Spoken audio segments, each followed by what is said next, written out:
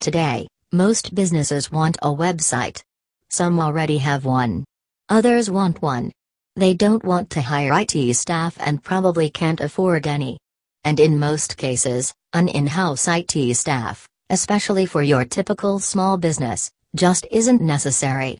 But that doesn't mean that you have to go without or will be forced to use some cookie-cutter website or a personal front-page experiment gone awry. You can hire a web designer to create a professional website for you, set it up, then hand it over to you for you to do what you want with it. But how should you go about finding someone to do this? What should you look for? There are literally thousands of companies, individuals out there offering to do your website. How do you pick from this large group? What do you want? The first step is to decide exactly what you want on your website. This is very important as it will determine what the requirements are and, in turn, what skill set your web developer needs to fulfill your needs. Here are some questions to ask of yourself. What kinds of information do you want to have on your site? Approximately how large do you envision the site, hash of pages? Will your site require regular updates?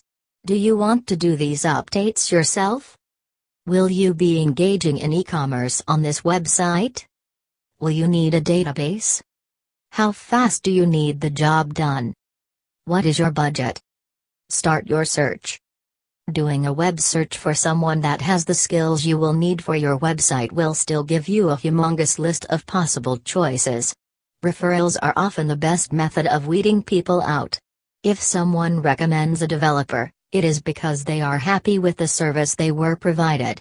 So, if someone recommends a developer to you, you should check that developer out and see if they have the skills you will need from them. Often, the web developers you are pondering are not located in your town.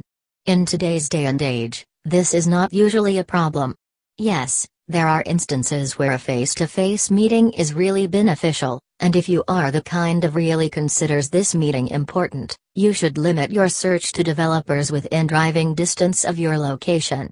Otherwise, the internet and phone system provide all the communication you will need, regardless of distance. The first thing to do when considering a developer is to check out their website. Is the website well designed and attractive? Is it easy to navigate? Are there any broken links? Is the information complete, introduction to staff, company location, contact methods, etc.? Does the site load quickly? Is there a portfolio? Very important. A developer without a portfolio to display is a total question mark. You simply don't know if the people are good or are snacking on Doritos trying to figure things out as they go. What skills does the developer have? Do they do design only, or can they do dynamic web development and database design? Also, ensure that they do not advertise themselves as a web designer but focus mainly on print media. Internet design and print design are different ballparks with different requirements. Also, keep in mind that good use of Dreamweaver or FrontPage does not in itself make a web designer. Check their portfolio and ensure the developer really knows his stuff. A person well versed in internet development should know not only about creating the site, but also maintaining it, marketing it, and promoting it. Ideally, a web developer has successfully done all of the above on his own sites. Does the site offer customer testimonials? Read them. And you might even contact those clients independently to ask them questions of the service you were provided. Small freelancers versus big firms. You need to decide if you want to work with a large web design firm or a small freelance web company, or even single web developer. There is more security for the client when working with a larger firm. The skills they offer vary widely because their staff is so large, and they often have a very large portfolio. The caveat, though, is that large web companies often charge more money. The overhead costs for such companies is larger, so they will charge more. Additionally, larger web companies often come with more bureaucracy.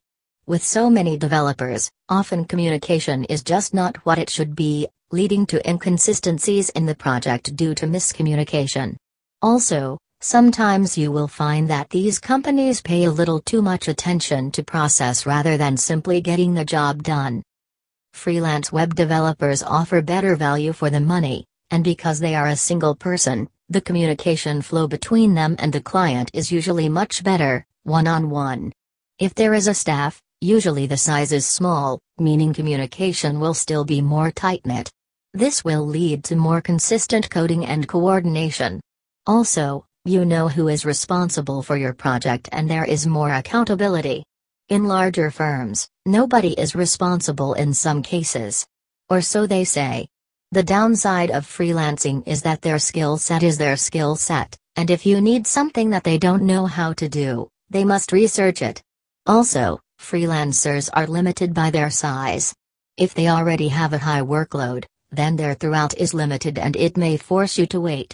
So, depending on the size of your project, a large firm might guarantee the job gets done quickly. Rates and guidelines. Check out the rates of the web developer. Often, you will not find the rates directly posted on their website. This is usually because they like to do things by estimate, so simply contact them, give them a few specs, and go back and forth until you get a ballpark figure. When getting an estimate, make sure it is detailed and exact. Ask any questions that you have. If you think the price is too high, ask them about it. Don't be afraid to counteroffer. They can always refuse. Check out the web developer's contract. Make sure the client is protected. Pay attention to guarantees of response time. You want to make sure your web developer is available for you. Also, look for their policy on project changes. Obviously, you cannot alter the specs of your project once an estimate is agreed upon without expecting additional fees. Ask them about this. Also, inspect the contract for warranty of work. Who will they handle bugs in the work they have done? Talk with them. Any web developer you consider should have a method of being reached by phone. Call them and gauge their personality. Make sure they are good people who you can talk with and bounce ideas off of. See if they treat you right or act like they barely have time for you. Good communication is very important to a successful project, and if you can't properly communicate to your developer, you should not hire him, her. Evaluate your potential developers using the advice above and you will be more likely to have successfully completed project with minimal frustration.